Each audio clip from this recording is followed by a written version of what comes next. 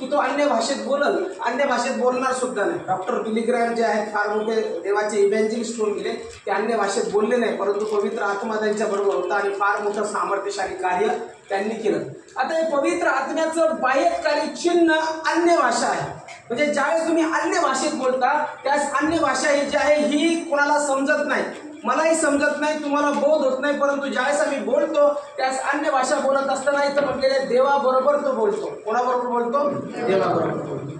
आता या अन्य भाषेमुळे पुष्कळ वादविवाद होतात. पुष्कळ लोक जे चर्च सोडून जातात किंवा सैतान जो कन्फ्यूज करतो त्यांना आणि चर्च सोडायला भाग पाडतो ते फक्त अन्य भाषेमुळे.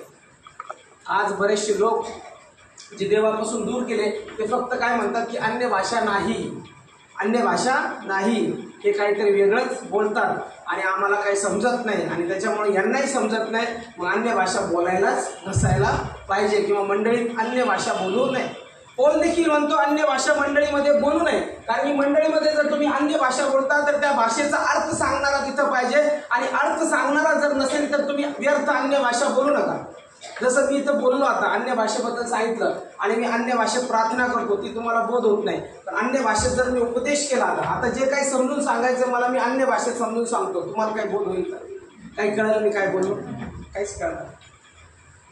मग अन्य भाषा जी आहे, अन्य भाषेमुळे बरेचसे वादविवाद का होतात? कारण की लोकांचं म्हणणं आहे की अन्य भाषा आज नाही, पण पवित्र शास्त्र आम्हाला अन्य भाषेबद्दल बोलतं आणि पवित्र शास्त्र आम्हाला सांगतं की अन्य भाषा आहे, म्हणून आम्ही पवित्र शास्त्रातील प्रत्येक वचनावर विश्वास ठेवतो. जर वचनामध्ये अन्य भाषाचा उल्लेख नसता, जर वचनामध्ये अन्य भाषेबद्दल सांगितलं नसतं तर आम्ही देखील अन्य भाषा मानली नसती, पण पवित्र शास्त्रामध्ये अन्य भाषेचा उल्लेख आलेला आहे. मग ही जी अन्य भाषा आहे किंवा वेगवेगळी भाषा आहे, या भाषेचा उल्लेख सगळ्यात पहिले कुठं आला? सगळ्यात पहिले कुठं आला या भाषेचा उल्लेख? कधी लोक बोलले? प्रेषितांच्या कृत्यामध्ये. प्रेषितांच्या कृत्याचा 2रा अध्याय जर आम्ही बघितला, प्रेषितांच्या कृत्याचा 2रा अध्याय आणि मला वाटतं 3 ते 4 वचनामध्ये स्पष्ट सांगितलेलं आहे की ज्यावेळेस माडीवरच्या खोलीमध्ये ते सर्व 120 जण पवित्र आत्म्याची वाट बघत होते, त्यावेळेस असं झालं की 3ऱ्या वचनापासून 2रा अध्याय 3रं वचन, आणि वेगवेगळ्या होत असलेल्या अग्नीच्या जीवांसारख्या जीवा त्यांना दिसल्या व त्या प्रत्येकावर एक एक अशा बसल्या. तेव्हा ते सर्वजण पवित्र आत्म्याने परिपूर्ण झाले आणि आत्म्याने जशी त्यांना वाचा दिली तसे ते निरनिराळ्या भाषातून बोलू लागले.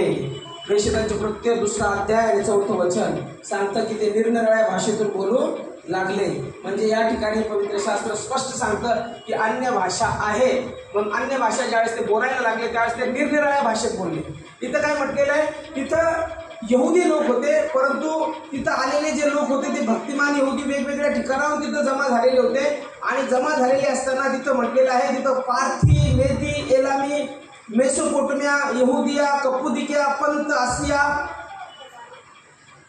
फफ्रिया, पंफुलिया, मिसर व कुर्नेच्या जवळचा लिबुआ देश ह्यात राहणारे यहुदी व यहुदीय मतानुसारी असे रोमन प्रवासी, क्रेतीय, अरब असे आपण त्यांना आपापल्या भाषात देवाचे महत्कृत्य सांगताना ऐकतो. तेव्हा देवाचे महत्कृत्य सांगताना ऐकतो तेव्हा ते सर्व विस्मित होऊन व गोंधळून जाऊन एकमेकास म्हणाले, हे काय असेल? परंतु दुसरे कित्येक चेष्टा करीत म्हणाले, हे द्राक्षरसाने मस्त झाले आहेत. लोकांना वाटले द्राक्षरस पिलेले आहेत आणि त्याच्यामुळं हे वेगवेगळ्या भाषेत बडबडत आहे.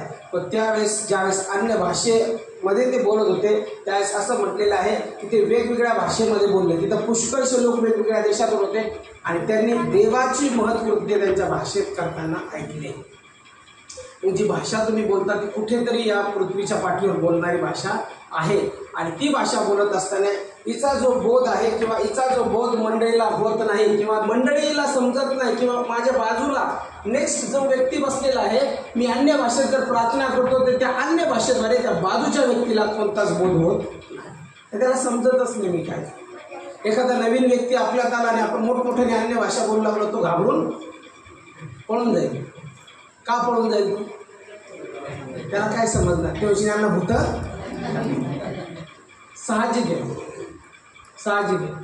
कारण की आपण जर अन्य भाषेत बोललो आणि अन्य भाषा जर त्याला माहिती नाही, त्याला शिक्षण नाही, नवीन माणूस कन्फ्यूज होईल आणि त्याला असं वाटेल की हे काहीतरी वेगळंच बोलत आहे आणि त्याच्यामुळे तो माणूस तिथून पळून जाईल. म्हणून पौल देखील म्हणतो, ज्यावेळेस आम्ही मंडळीत असतो त्यावेळेस आम्ही काय करावे, ज्याला भाषांतर येतं त्यानेच अन्य भाषेमध्ये बोलावं, 2-3 जणांनी भाषा बोलावं, 2-3 जणांनी अन्य भाषेचं भाषांतर करावं. म्हणून अन्य भाषा जी आहे ती अन्य भाषा देवाने आम्हाला दिलेली आहे, पण ही अन्य भाषेमुळे दुसऱ्याला काही बोध होत नाही. याचा जो फायदा आहे तो फायदा जो भाषा बोलतो त्या भाषा बोलणारा होत असतो. म्हणजे अन्य भाषा ज्यावेळेस तुम्ही बोलता त्यावेळेस तुमची कशाची उन्नती होते, आत्म्याची.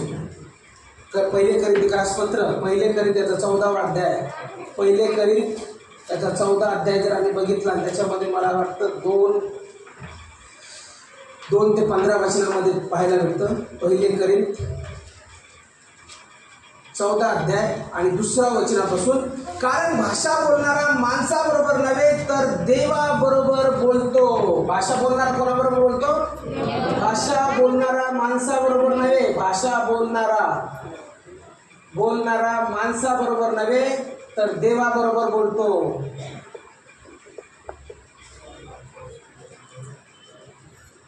तर देवाबरोबर बोलतो, देवाबरोबर.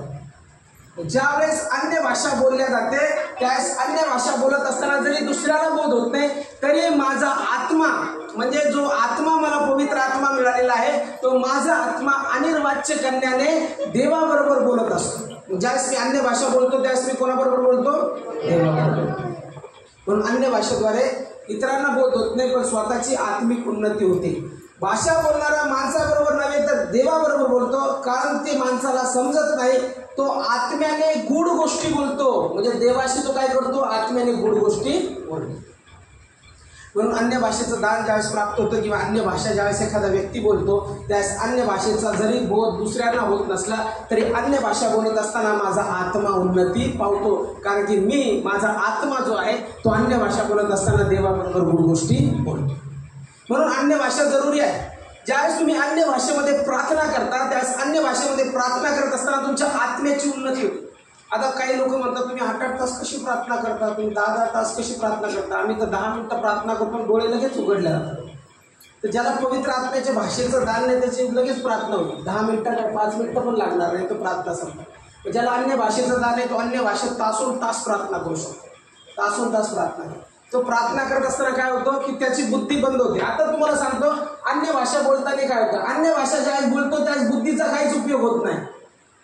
अन्य भाषा बोलत असताना अन्य भाषेचा वापर जो होतो त्यावेळेस बुद्धी जी आहे त्या बुद्धीचा काहीच उपयोग होत नाही. म्हणजे आमची जी बुद्धी असते ती शून्यवत होऊन जाते. म्हणजे तुम्ही स्वतः बोला अन्य भाषा त्यावेळेस त्या बुद्धीला काही समजत नाही, परंतु जो आत्मा आहे तो गूढ गोष्टी अन्य भाषेद्वारे परमेश्वरापर्यंत तो पोहोचवत असतो. आणि मग काय होतं, ही बुद्धी जी आहे ही बंद होते, इंटेलेक्च्युअल बंद होतं आणि आमचा नातेसंबंध अन्य भाषेद्वारे देवाबरोबर जोडला जातो. हालेलुया. मग काही लोकांचं असं शिक्षण आहे की अन्य भाषा नाही, अन्य भाषा बोलू नये, कारण की बाबेलचा ज्यावेळेस तो बुरुज बांधला त्यांनी त्यावेळेस बाबेलचा टावर किंवा बुरुज जो बांधला त्यावेळेस काय झालं म्हणतात की देवाने भाषेचा गोंधळ निर्माण केला, परंतु ती भाषा आणि ही भाषा वेगळी होती. कारण ते लोक स्वतः म्हणत होते की आम्ही काहीतरी मोठं बांधू की जे देवापेक्षा मोठं टावर राहील आणि मग आम्ही देवापेक्षा मोठी महान होऊ, आणि मग तिथं भाषेचा गोंधळ केला. तो हा भाषेचा गोंधळ नाही. जुना करार आणि नवा करारामध्ये जी अन्य भाषा आहे किंवा जुन्या करारात जे त्या ठिकाणी भाषेचा गोंधळ झाला तो हा गोंधळ नाही. हा गोंधळ नाही तर ही देवापासून आलेली स्वर्गीय भाषा आहे. म्हणून अन्य भाषा बोलावी, प्रत्येकाने अन्य भाषेच्या बद्दल उत्कंठा बाळगावी. कारण की पौल देखील म्हणतो मी देखील अन्य भाषेत बोलतो आणि तो काय सांगतो, मी तुमच्यापेक्षा जास्त बोलतो. पहिले करीत याचा 14वा अध्याय आणि 17 वचनामध्ये 17 आणि 18, कारण तुझे उपकार स्तुती करणे चांगले असेल तर त्याने दुसऱ्याची उन्नती होत नाही. तुम्हा सर्वांपेक्षा मी अधिक भाषा बोलतो म्हणून मी देवाचे आभार मानतो. कोणापेक्षा जास्त भाषा बोलतो तो? जे लोक अन्य भाषा मंडळीत बोलतात त्यांच्यापेक्षा तो जास्त भाषा बोलतो आणि म्हणून तो म्हणतो की मी देवाचे आभार मानतो. अन्य भाषा बोलणं चांगलं आहे, परंतु अन्य भाषा जे बोलणं आहे, अन्य भाषा बोलत असताना जर एखादा व्यक्ती आमच्यामध्ये नवीन असेल किंवा लोक नवीन असतील आणि त्यावेळेस आम्ही अन्य भाषा बोलत आहोत, ज्या लोकांना बोध होत नाही त्याच्याबद्दल तो सांगतो की तथापि मंडळीत अन्य भाषेत 10,000 शब्द बोलावे, ह्यापेक्षा मी दुसऱ्या शिकवण्यासाठी 5 शब्द स्वतः समजून उमजून बोलावे हे मला आवडते. मग ज्यावेळेस तो म्हणतो की मला आता अन्य भाषा माझ्या आत्मिक उन्नतीसाठी मी अन्य भाषा बोलावी, परंतु जर ज्यांना समजत नाही त्यांच्यासाठी मला 5 शब्द जे आहेत ते जर मी समजून उमजून त्यांना सांगितले तर ते अधिक जास्त त्यांना पटते. म्हणून अन्य भाषा जी परमेश्वराने दिलेली आहे ही अन्य भाषा प्रत्येकाच्या आत्मिक उन्नतीसाठी दिलेली आहे.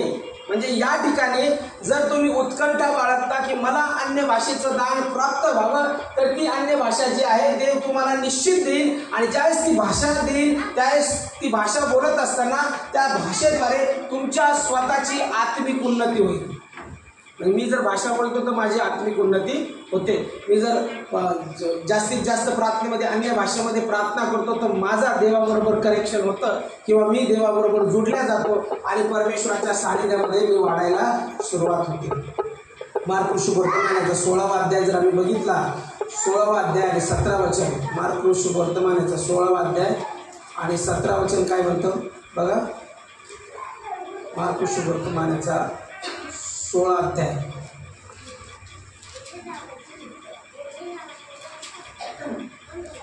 आणि विश्वास धरणाऱ्या बरोबर ही चिन्ह असत जातील, ते माझ्या नावाने भूते काढतील, निरनिराळ्या भाषा बोलतील. मग निरनिराळ्या भाषा जी बोलतील म्हटल्यानंतर ही अन्य भाषा आहे. ही अन्य भाषा जी आहे ती निराळी भाषा आहे आणि ही भाषा जी आहे या भाषेचं भाषांतर देखील होतं. पण याचं भाषांतर जे आहे तसं आम्ही कॉमन भाषांतर करतो तसं भाषांतर नसतं. याचं भाषांतर जे आहे ते आत्म्यापासून प्राप्त होतं. म्हणजे आत्मा आम्हाला प्रगट करतो आणि हा काय बोलत आहे हे समजतं आणि मग नंतर आम्ही त्याचं भाषांतर करतो. म्हणजे सगळ्याच भाषांचं भाषांतर येईल असं नाही. देवबाप एखादी भाषा जे कोणी बोलत आहे त्याच्याबद्दल भाषांतर जर एकाला देतो तर आत्म्याची प्रेरणा त्याला होते आणि आत्म्याची प्रेरणा झाल्यानंतर तो काय करतो, त्या भाषेचं भाषांतर करायला लागतो. मी जुन्नर या ठिकाणी बायबल कॉलेजला होतो आणि प्रार्थना करायचो. डोंगरावरती जाऊन रोज प्रार्थना करायचो. रोज संध्याकाळी जायचो, प्रार्थना करायचो. आणि प्रार्थना करत असताना मी देवाला म्हणायचो, देवा मला दान दे, कोणतंही जे 9 पैकी दान आहेत त्यावेळेस मी म्हणायचो देवा मला दान असू दे, मला कळू दे की कृपादानं असतात आणि त्या कृपादानाने चालव मला. एक दिवस असा रविवार आला की त्या रविवारी आमचे सर जे होते त्या सरांची मिसेस अन्य भाषेमध्ये बोलू लागली आणि अन्य भाषेमध्ये बोलत असताना असं मला वाटलं की काहीतरी सामर्थ्य माझ्यावर येत आहे आणि ते सामर्थ्य मला म्हणते बोल बोल. आणि मी अचानक बोलू लागलो. त्या जिकडं ते भाषेत बोलायचं आणि इकडं मी भाषांतर करायचो. त्या भाषेत बोलायचं आणि मी भाषांतर करायचो. आणि त्या दिवशी त्या मंडळीसाठी हा संदेश होता की सुरुवातीच्या लोकांनी किती मेहनत केली, किती सुवार्ता सांगितली आणि किती मेहनतीतून हे चर्च उभा केलं आणि आज तुम्ही सर्वजण इथे बसून त्या शरीराचे तुकडे करत आहात. आणि ज्यावेळेस हा संदेश मंडळीच्या लोकांनी ऐकला त्यावेळेस गुडघ्यावर बसून ते रडले, त्यांनी पश्चाताप केला आणि पुन्हा एक वेळेस देवाला क्षमा मागितली आणि पुन्हा चर्चा कार्यासाठी ते तयार झाले. ज्यावेळेस अन्य भाषा बोलल्या जाते आणि अन्य भाषेचं भाषांतर होतं किंवा देव ज्यावेळेस आत्म्यातून ते भाषांतर देतो त्यावेळेस त्या भाषांतराने काय होतं, आमची बुद्धी काम करत नाही, परंतु ज्यावेळेस आत्मा आम्हाला चालवतो त्यावेळेस ती भाषा आम्हाला समजायला लागते आणि ती भाषा समजायला लागल्यावर संदेश येतो आणि तो संदेश मंडळीच्या उन्नतीसाठी येतो. प्रत्येक संदेश जो पवित्र आत्म्यापासून येतो तो संदेश जो आहे तो मंडळीची उन्नती करतो, अधोगती करत. हे देवापासून येणारा संदेश जो मंडळीसाठी असतो तो संदेश जो आहे तो काय करतो, या ठिकाणी आमचा नातेसंबंध देवाबरोबर जोडतो, माणसाबरोबर नव्हे तर देवाबरोबर जोडतो आणि देवापासून येणारा संदेश तो व्यक्ती मंडळीला प्रगट करतो. म्हणून अन्य भाषेबद्दल बऱ्याचशा वेळेस लोक कन्फ्यूज होतात आणि लोक म्हणतात की अशी भाषा नाही. काही लोक म्हणतात की त्या काळामध्ये बोलली गेली, त्या काळामध्ये पवित्र आत्मा आला आणि त्या काळामध्ये लोक अन्य भाषेत बोलले. आजच्या काळामध्ये तसं काही होत नाही. आजच्या काळामध्ये चमत्कार होत नाही. आजच्या काळामध्ये फक्त आपण विश्वास ठेवायचा. जर असं असेल तर पवित्र शास्त्र सांगतं की माझा येशू काल आज आणि युगानुयुग सारखाच आहे. जर तसं असतं तर येशू मरणातून उठलेलाच नाही. जर येशू चमत्कार करत नाही तर आम्ही उगाच इथं बसलेलो आहोत. जर आज जर अन्य भाषा बोलल्या जात नाही आणि त्याच वेळेस बोलल्या जायचं तर मग देव का त्याच काळापुरता सीमित होता का? आज देव नाही काय? देव तर सारखाच आहे. मग आम्ही पवित्र शास्त्राचं तर्कवितर्क का लावतो? बरेचसे लोक तर्क लावतात, वितर्क लावतात आणि स्वतः म्हणतात की असं असतं तसं असतं. पण मला हे सांगायचं आहे या ठिकाणी, जे काही पवित्र शास्त्रात लिहिलेलं आहे त्या पवित्र शास्त्रातील प्रत्येक वचनावरती माझा विश्वास आहे. हालेलुया.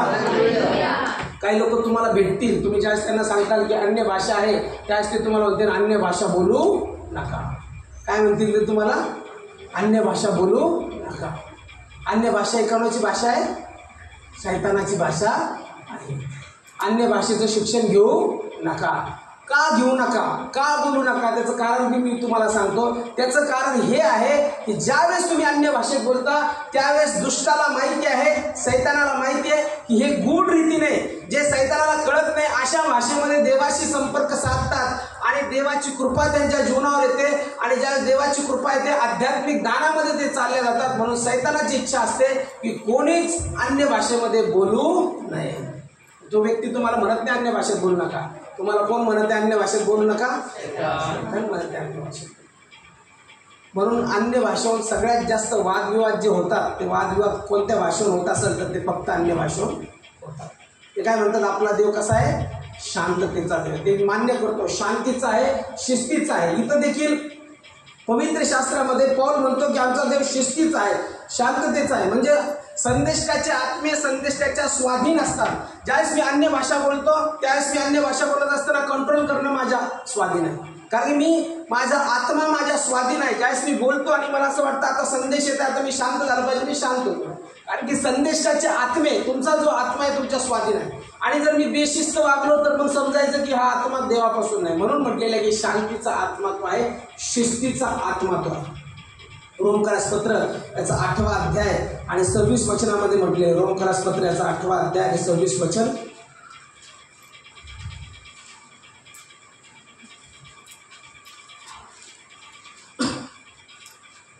रोमकरासपत्र याचा 8वा अध्याय.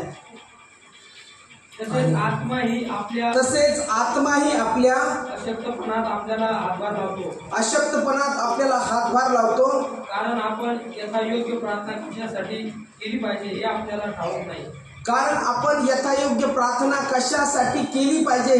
ठाऊक नाही. पण आत्मा स्वतः अनिर्वाच्य कन्याने मध्यस्थी करीतो. आत्मा ही आपल्याला अशक्तपणात हातभार लावतो. कधी कधी असं होतं की तुम्हाला काहीच कळत नाही, काय प्रार्थना करायची, कशासाठी करायची, का करायची, काहीच समजत नाही. एकदम डिप्रेशनमध्ये जाता, काय विचार येत नाही.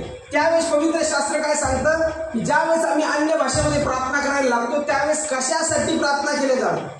आत्मा ही आपल्या अशक्तपणात आपल्याला हातभार लावतो. कारण आपण यथायोग्य प्रार्थना कशासाठी केली पाहिजे हे आपल्याला ठाऊक नाही. पण आत्मा स्वतः अनिर्वाच्य कन्याने मध्यस्थी करतो. ज्यावेळेस तुम्ही अन्य भाषा बोलता त्यावेळेस कोण मध्यस्थी करत असतं?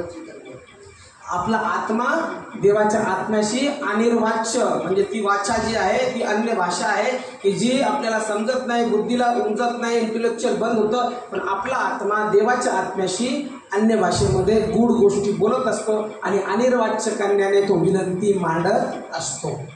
आतापर्यंत जितके ग्रोथ झालेले मंडळी आहेत, मोठ्या मंडळी आहेत, जितकं देवाचं काम मोठं झालेलं आहे, जितके देवाचे सेवक ज्यांनी फार मोठे चिन्ह चमत्कार आणि अद्भुत सेवा कार्य केलेले आहे, त्या सगळ्यांच्या सेवा कार्यामध्ये जर अभ्यास केला तर पाहायला भेटतं की ते सगळेजण अन्य भाषेवरती विश्वास ठेवणारे होते. इवन पौल देखील देवाच्या अन्य भाषेवर विश्वास ठेवणारा होता. प्रेषितांचे कृत्य 2रा अध्याय स्पष्ट सांगतो की ज्यावेळेस पवित्र आत्मा लोकांवरती आला त्यावेळेस पवित्र आत्म्याने ते भरल्या गेल्यानंतर ते सर्वजण निरनिराळ्या भाषेमध्ये बोलू लागले. जर तुम्हाला कोणी म्हणत नाही अन्य भाषेत स्टॉप, अन्य भाषेत बोलू नका, त्यास काय ना, अरे दुष्टा माझ्यापासून दूर हो, कारण मला तर देवाचा गौरव अन्य भाषेमध्ये करायचा आहे. येशूच्या नावात धमकवायला शिकायचं. सहज तुम्हाला गुंतून टाकेल सैतान आणि सहज म्हणाल की अन्य भाषा नाही आणि तुम्ही म्हणणार बरोबर आहे आणि मग तुम्ही देहाचं ऐकायला लागताल आणि मग देहात पाप केलं तरी चालतं ते म्हणतील, सगळं केलं तरी चालतं, देव क्षमाशील आहे, पण अन्य भाषा बोलू नका, कारण की देव कसा आहे? क्षमाशील. आणि बऱ्याच वेळेस आपल्याला कर्माच्या शरीराच्या गोष्टी लवकर आवडतात, कारण की जे लोक अन्य भाषा बोलायला लावत नाही, जे लोक म्हणतात की असं करू नये, त्यांना शरीराच्या सगळ्या गोष्टी आवडतात. पाप केलेलं चालतं, वाईट केलेलं चालतं, शरीराचे चोचले पुरवलेले चालतात, पण अन्य भाषेमध्ये बोललेलं चालत नाही, कारण की त्यांना माहिती आहे जर अन्य भाषेमध्ये बोलायला लागेल तर देहाच्या कर्मापासून दूर राहील. म्हणून तर मी म्हणलं देहाची कर्मे, देह जे सांगतो ते जर मी ऐकलं तर आत्मा जो आहे माझा तो वीक होईल, परंतु ज्यावेळेस मी आत्म्याचं ऐकतो त्यावेळेस माझा देह जो आहे ते कुदलण्यासाठी मला परमेश्वरापासून सहकार्य प्राप्त होईल. देहात जे वस्ती करतं ते स्पष्ट सांगतं की देहामध्ये काय वस्ती करतं, देहामध्ये चांगलं असं काही वसत नाही असं कोण म्हणतो. कोण म्हणतो जार कर्म, व्यभिचार, रंगेलपणा, दारूबाजी या सगळ्या गोष्टी देहात वसलेल्या आहेत. एखाद्या दारू पिणाऱ्याला तुम्ही विचारा, त्याने 1 महिना दारू सोडल्यानंतर त्याला कसं होतं? देहात मध्ये ज्यावेळेस तो दारू सोडतो त्यावेळेस त्याला कसं होतं विचारा, त्याला असं कसं होतं आणि त्याला वाटतं परत जाऊन मी दारू. काय ओढतं त्याला दारूच्या दुकानाकडं? त्याचा देह ओढतो, कारण की त्याच्या देहाला ती सवय पडलेली असते. आणि एकदा जर का एखाद्या देहाला पापाची सवय करण्याची, पाप करण्याची सवय पडलेली असते तर त्याचा देह त्याला पापाकडे ओढतो. पण तोच आत्मिक झाला आणि पवित्र आत्म्याने भरल्या गेला तर मी 100% सांगतो तो देह त्याला जरी दारूकडे ओढत असला तरी त्याचा आत्मा म्हणेल मला ही गोष्ट करायची नाही, कारण मी आता देवाचा. हालेलुया. तुम्ही गुटखा खाणारा असेल ती तलप म्हणतात ना लोक, व्यसन आहे. जो पवित्र आत्म्याने भरल्या जातो तो एका दिवसात व्यसन सोडू शकतो, 1 दिवस, दुसऱ्या दिवसापासून तो बंद करू शकतो, कारण की त्याला आत्म्याची प्रेरणा ज्यावेळेस होते त्यावेळेस तो देहाची कर्मे ठार मारायला शिकतो. म्हणून जो दैहिक आहे तो दैहिक स्वभावाप्रमाणे चालतो, जो आत्मिक आहे तो आत्मिक स्वभावाप्रमाणे चालतो. म्हणून जर तुम्हाला कोणी अन्य भाषा बोलण्यापासून रोखत आहे तर ते थांबवू नका, त्यांना रोका, पण म्हणा की मला देवाशी गुड गोष्टी बोलायच्या आहेत. तुम्ही एकांतात प्रार्थना करा आणि मराठीमध्ये प्रार्थना करा. ज्यावेळेस तुम्ही एकांतात मराठीमध्ये प्रार्थना करता किंवा जी भाषा तुम्हाला येते ती भाषेमध्ये तुम्ही प्रार्थना करा आणि प्रार्थना केल्यानंतर तुम्हाला जाणीव होईल ही प्रार्थना माझी फारच थोडी झाली, मला प्रार्थना करताच येईना, पुढं मला शब्द समजत नाही. पण जर तुम्हाला अन्य भाषेचं ज्ञान प्राप्त झालेलं आहे तुम्ही प्रार्थना करा. तुम्ही 8 तास जरी प्रार्थना केली तर तुम्ही म्हणता की आणखी मला प्रार्थना करायची आहे आणि मला आणखी देवाच्या सानिध्यात बसायचं आहे, कारण की आत्मा आणि वाच्य कन्याने देवाजवळ विनंती मांडत असतो.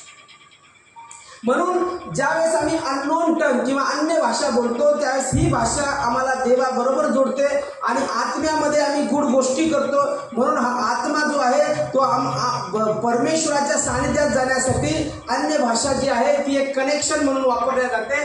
देवामध्ये आपल्यामध्ये ज्यावेळेस आपण संबंधित प्रस्थापित करतो त्यावेळेस आपण जी भाषा बोलतो ती भाषा जी बोलत असताना आपण अन्य भाषा जी बोलतो ती अन्य भाषा जी आहे ती माणसाबरोबर जरी आम्हाला बोध करवत नसली तरी देवाच्या आत्म्याबरोबर बोलण्यासाठी ती दिलेली आहे. म्हणून कोण देखील म्हणतो मी अन्य भाषेत बोलतो आणि तुमच्यापेक्षा जास्त बोलतो. अन्य भाषेची उत्कंठा तुम्ही बाळगावी, पण उत्कंठा बाळगत असताना जर चुकीचं जर कोणी आम्हाला सांगत आहे तर आम्ही त्या दुष्टाच्या काय म्हणतात त्या शब्दाला आम्ही टाळलं पाहिजे आणि आम्ही म्हटलं पाहिजे प्रभू मला अन्य भाषेचं ज्ञान दे. आज कितीतरी लोक आहेत त्या अन्य भाषेत बोलत नाही, कितीतरी लोक आहेत त्या अन्य भाषेत बोलत नाही. अन्य भाषेत ती बोलत याच्यासाठी नाही की बऱ्याचशा वेळेस काय होतं अविश्वास येतो. बऱ्याचशा वेळेस आपल्याला असं वाटतं हे शब्द खरंच देवापासून आहेत का. बऱ्याचशा लोकांच्या तोंडापर्यंत ते शब्द येतात पण रोखून घेतात. काही जण तसा विश्वासाने पूर्ण मोकळं होत नाही आणि त्याच्यामुळे ती अन्य भाषा त्यांना प्राप्त होत नाही. म्हणून मी सांगितलं तुम्हाला पवित्र आत्म्याने भरलेला व्यक्ती जो आहे ज्यावेळेस तो अन्य भाषा हे जे बाह्यकारी चिन्ह स्वीकारतो त्यावेळेस याला जास्त सहकार्य भेटतं अन्य भाषेद्वारे देवाबरोबर बोलण्यासाठी. माझा स्वतःचा अनुभव आहे की मी ज्यावेळेस जुन्नर या ठिकाणी कॅम्पला गेलो त्यावेळेस कॅम्पला गेलेलो असताना त्या ठिकाणी ज्यावेळेस सेवकाने माझ्या डोक्यावरती हात ठेवले त्यावेळेस पवित्र आत्म्याचा स्पर्श मला झाला आणि त्या क्षणाला मी अन्य भाषेमध्ये बोलायला लागलो. आणि ज्यावेळेस मी सुरुवात केली त्यावेळेस 2 किंवा 3 शब्द मी बोललो असेल. जसं जसं मी प्रार्थनेत जास्त वाढत गेलो मग 3चे 4 झाले, 4चे 8 झाले, असे शब्द वाढत गेले. आणि आता ज्यावेळेस मी प्रार्थनेत बसतो त्यावेळेस वेगवेगळ्या भाषेमध्ये मी प्रार्थना करू शकतो आणि माझा आत्मा परमेश्वराबरोबर कनेक्शनमध्ये येतो. का? कारण की मी अन्य भाषा बोलतो आणि देवाबरोबर गोड गोष्टी करतो. तसंच जो कोणी अन्य भाषेची उत्कंठा बाळगतो त्यावेळेस त्याने विश्वास ठेवला पाहिजे की अन्य भाषा आहे आणि पूर्णपणे परमेश्वराला समर्पित झालं पाहिजे. आणि ज्यावेळेस तुम्ही समर्पित होता त्यावेळेस पवित्र आत्मा तुमच्यावरती येतो आणि तो पवित्र आत्मा तुमच्या मुखाला स्पर्श करतो आणि स्पर्श केल्यानंतर तुम्हालाही समजणार नाही, अचानक ते शब्द तुमच्या मुखातून बाहेर येतील आणि ते शब्द जे येतात तुमच्या मुखात ते शब्द विश्वासाने बोलायला सुरुवात करा. त्या दिवसापासून तुम्ही अन्य भाषा बोलायला सुरुवात करता. म्हणून अन्य भाषा बोलण्यासाठी तो कोण माणूस बोलू शकतो? तर अन्य भाषा बोलण्यासाठी त्याने येशूवरती विश्वास ठेवलेला असावा, त्याचं तारण झालेलं पाहिजे. जर तारण झालेलं नाही आणि जर चुकीचे कामं तो करत आहे आणि जर सरळ अन्य भाषा बोलतो तर तो देवापासून भाषा बोलत नाही. कारण की जो देवापासून भाषा बोलतो त्याच्या जीवनामध्ये तारण झालेलं असतं, त्याचं पूर्ण जीवन येशूला समर्पित असतं, त्याने येशूला स्वीकारलेलं असतं. ज्या चुकीच्या गोष्टी त्याने टाळलेल्या असतात आणि जर चुकीच्या गोष्टी करतो आणि अन्य भाषा बोलतो तर तुम्ही पारख करायचे आहे ते वचनाप्रमाणे तो जो आत्मा आहे तो खरंच देवापासून बोलतो की मनुष्यापासून. पारख करण्यासाठी परमेश्वराने आम्हाला लास्ट रेव्हेलेशन म्हणजे देवाचं वचन दिलेलं आहे. जर देवाच्या वचनाप्रमाणे तो जीवन जगत नाही आणि अन्य भाषा बोलतो तर मग पारख करा तो आत्मा कोणापासून आहे. कारण देवाचा आत्मा बेशिस्त नाही, गैरशिस्त नाही. चुकीचे जर कामं करतो आणि तो जर अन्य भाषा बोलतो तर समजून घ्यायचं ती भाषा पवित्र आत्म्यापासून नाही, ती भाषा दुष्ट आत्म्यापासून आहे. आणि तो व्यक्ती जो आहे त्याच्या जीवनामध्ये जर फळ नाही, प्रीती, आनंद, शांती, नम्रता, सहनशीलता, चांगुलपणा, इंद्रिय दमन या गोष्टी नाही किंवा तो सहभागितेत नाही, वाचनात नाही देवाच्या आणि काहीच त्याला माहिती नाही परमेश्वराचं वचन आणि तरी अन्य भाषेत बोलतो तर तुम्हाला पारख करण्याची वेळ आहे. ह्याच्याशी पडताळून पहा की तो खरंच देवापासून बोलतो का, नाहीतर बोलू नका. आणि त्याला पण सांगा की बोलू नको, प्रथम अभ्यास कर, देवाचं वचन जाणून घे, तारण होऊ दे. जर मी गुटखा खातो आणि अन्य भाषेत बोलतो तर माझा आत्मा कोणापासून आहे? मी अन्य भाषा बोलून काय फायदा? मी गुटखा खाऊन अन्य भाषा बोलतो, मी दारू पिऊन अन्य भाषा बोलतो, व्यभिचार करून अन्य भाषा बोलतो, जारकर्म करून अन्य भाषा बोलतो, ती भाषा कोणापासून आहे? माझ्या शरीरात जे काय आहे ते पाप वस्ती करतात आणि तरी मी अन्य भाषेत बोलतो, मग ते कोणापासून? दुष्टापासून. पारख करण्यासाठी सगळ्यात पॉवरफुल जर पुस्तक आहे आणि जे जिवंत देवाचं वचन आहे ते पवित्र शास्त्र आहे. एखाद्या माणसाला ज्यावेळेस पारखायचं त्यावेळेस त्याला बघायचं आणि पवित्र शास्त्रात ते वचनं बघायचे आणि जर वचनं जर तसे नसतील तर त्याचा अन्य भाषेत बोलून फायदा नाही. म्हणून अन्य भाषेमध्ये कन्फ्यूज होऊ नका. अन्य भाषेमध्ये असं म्हणू नका की अन्य भाषा ही देवापासून नाही, अन्य भाषा ही आपल्यासाठी दिलेली नाही. कारण की स्पष्ट पवित्र शास्त्र सांगतं अन्य भाषा बोलणारा माणसाबरोबर नव्हे तर देवाबरोबर बोलतो. मग ज्यावेळेस तुम्ही देवाबरोबर बोलता त्यावेळेस अन्य भाषा तुमची आत्मिक उन्नती करते. अन्य भाषा काय करते? आत्मिक उन्नती करते. अन्य भाषा ज्यावेळेस मला वचन वाचायचं असतं मी अन्य भाषेत प्रार्थना करतो आणि वचन वाचायला सुरुवात करतो त्यावेळेस पवित्र आत्मा मला वचन समजायला मदत करतो. पवित्र आत्मा मला प्रत्येक वचन समजून सांगतो. एक वचन मी 4दा जरी वाचलं तर ते वेगवेगळ्या पद्धतीनं परमेश्वर मला समजून सांगतो आणि परमेश्वर या वचनाद्वारे मला बोलायला सुरुवात करतो. कारण हे जिवंत पुस्तक आहे, हे जिवंत देवाचं जिवंत वचन आहे. हे वचन फक्त इतिहासाचं पुस्तक नाही तर हे वचन देवाचा शब्द आहे. ज्यावेळेस आम्ही देवाचा शब्द वाचतो त्यावेळेस तो शब्द आमच्या मनाला भिडतो. ती दुधारी तलवारीसारखा आहे, तो आम्हाला आरपार चिरतो आणि आम्हाला शुद्ध जीवन जगण्यासाठी हे पवित्र शास्त्र शिकवतं. म्हणून अन्य भाषा ही साधी भाषा आहे, अन्य भाषा ही स्वर्गीय भाषा आहे. अन्य भाषा ही माणसाबरोबर नव्हे तर देवाबरोबर बोलण्यासाठी आहे. अन्य भाषेमध्ये आमची बुद्धीचा उपयोग होत नाही पण आमचा आत्मा देवाच्या आत्म्याशी कनेक्शनमध्ये येतो. पण अन्य भाषा बोलणारा जो आहे तो स्वतःशी बोलत नाही, तो दुसऱ्यांचा या ठिकाणी काही विकास करत नाही तर तो स्वतःची आत्मिक उन्नती करतो आणि देवाबरोबर गूढ गोष्टी बोलतो आणि परमेश्वर त्याला अनिर्वाच्य कन्याने शिकवतो की कोणती प्रार्थना केली पाहिजे आणि मग ती प्रार्थना आमच्या मुखामध्ये येते. आणि ती प्रार्थना आमच्या मुखामध्ये एका बहिणीची साक्ष मी ऐकली होती आणि त्या बहिणीनं सांगितलं की एक रात्री अचानक देवाने मला उठवलं आणि उठवल्यानंतर म्हणे की अन्य भाषेमध्ये प्रार्थना कर. कशासाठी प्रार्थना करायची काय, मला असं का होतंय, मला असं जाणीव काय होते की मी अन्य भाषेत बोलावं. आणि ती म्हटली मग मी सुरुवात केली मला जशी प्रेरणा झाली मी उठले रात्रीची आणि मी बोलायला सुरुवात केली आणि अर्धा ते 1 तास मी अन्य भाषेमध्ये प्रार्थना केली, अन्य भाषेमध्ये बोलत राहिले आणि नंतर मला सकाळी कळालं की जे माझे भाऊ प्रवास करत होते, प्रवास करत असताना त्यांच्या कारचा ॲक्सिडेंट त्याच वेळेला झाला ज्या वेळेला मी इकडे अन्य भाषेत बोलत होते, पण परमेश्वराने त्यांना त्या मोठ्या धोक्यातून वाचवलं. बऱ्याच वेळेस कळत नाही कशासाठी प्रार्थना करावं, का प्रार्थना कशासाठी प्रार्थना करायची. त्यावेळेस आत्मा आम्हाला उठवतो आणि अनिर्वाच्य कन्याने ज्यावेळेस आम्ही अन्य भाषेत बोलतो, अनिर्वाच्य कन्याने तो विनंती देवासमोर सादर करतो आणि त्या प्रार्थनेचे उत्तर आम्हाला मिळतं. म्हणून अन्य भाषा जी आहे ही देवाबरोबर बोलण्यासाठी आहे. अन्य भाषा जी आहे ही देवाबरोबर गुड गोष्टी बोलण्यासाठी आहे. अन्य भाषा जी आहे ही अन्य भाषा आमची आत्मिक उन्नती करते. म्हणून ज्यावेळेस आम्ही अन्य भाषेत बोलतो त्यावेळेस आमची आत्मिक उन्नती परमेश्वर करत असतो.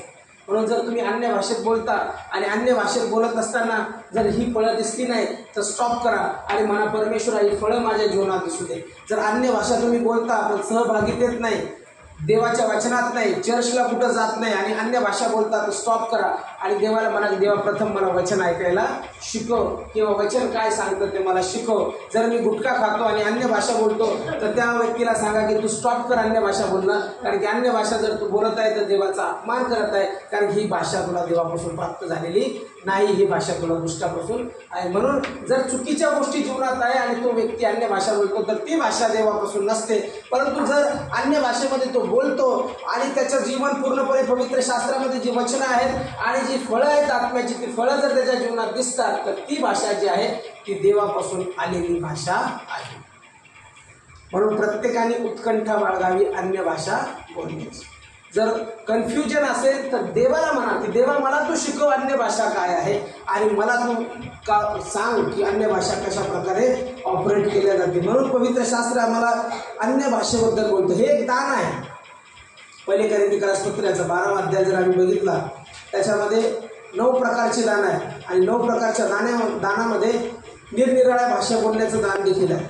पहिले कोरिन्थीकरास पत्राचा 12वा अध्याय आणि 4 वचनापासून कृपादानांचे निरनिराळे प्रकार आहेत तरी आत्मा एकच आहे, सेवा करण्याचे निरनिराळे प्रकार आहेत तरी प्रभू एकच आहे आणि कार्याचे निरनिराळे प्रकार आहेत तरी सर्वात कार्य करणारा देव एकच आहे.